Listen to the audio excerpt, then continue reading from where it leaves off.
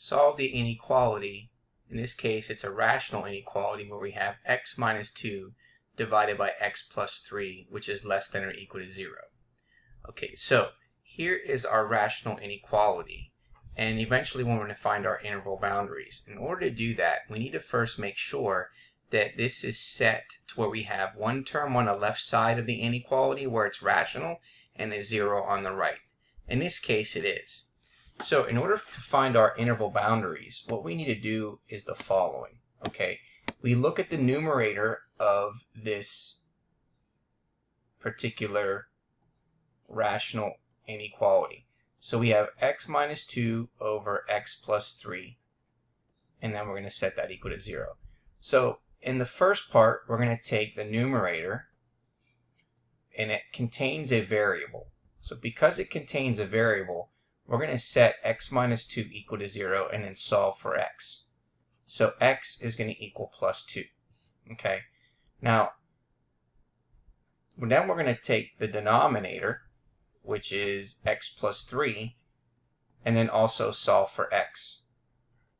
And therefore x is going to equal negative 3.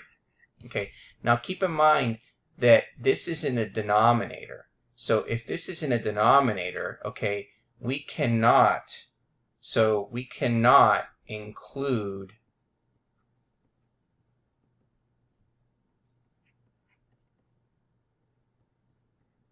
the point,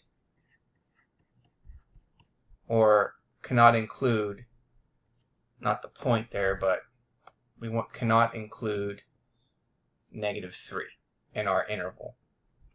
Okay, so now we determined what our boundaries are. Okay, so these are our interval boundaries. We have positive 2, and then we have negative 3. So now we're going to draw our number line. Okay, we have negative 3 as one of our interval boundaries, and the other one is positive 2. We're going from negative infinity to positive infinity. So now we know that we have interval 1, interval 2, and then interval 3. For interval 1, we're going from negative infinity to negative 3.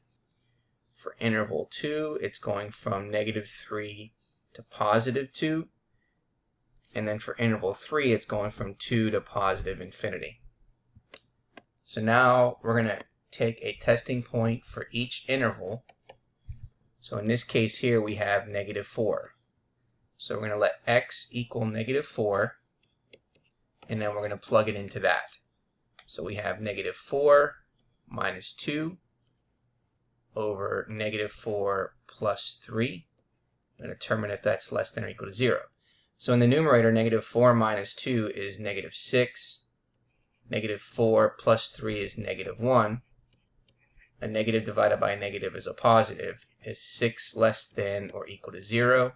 Well, that answer is false. So we know it's false for interval 1. Interval 2.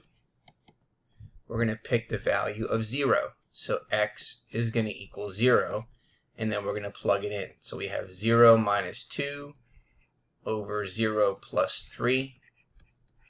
So that's negative 2 in the front, in the numerator, and 3 in the denominator. And so negative 2/3, that is less than 0. So it's true for interval 2. And then trying for interval number 3, we can pick 3. So x is going to equal 3. So we have 3 minus 2 over 3 plus 3. So that's 1/6. And 1/6 is not less than 0. So therefore it is false. So it's false for region number 3. Okay, so now we determined that interval 2 is where it's true. But now we need to determine how do we write this interval and what we include. Well, remember that we cannot include negative 3. So that means it's going to have a parenthesis here. And then everything in between Now 2 we can't include because it doesn't make it undefined. So we're going to have a bracket here. So the answer is going to be parentheses negative 3, comma 2 with a bracket, because we can include the bracket, the 2, but we cannot include the negative 3. And again, the reason why is because of this inequality that says it is less than or equal to. Because if we put in the value of negative 3, and let's just check. If you put in negative 3 in the numerator, you got negative 3 minus 2. If you put negative 3 in the denominator, you get negative 3 plus 3. Okay, so what happens? Well, we get negative 5 over 0. That makes it undefined. So that's why you cannot include the negative 3. But you can include everything up to negative 3. So let's go ahead and then put in our answer.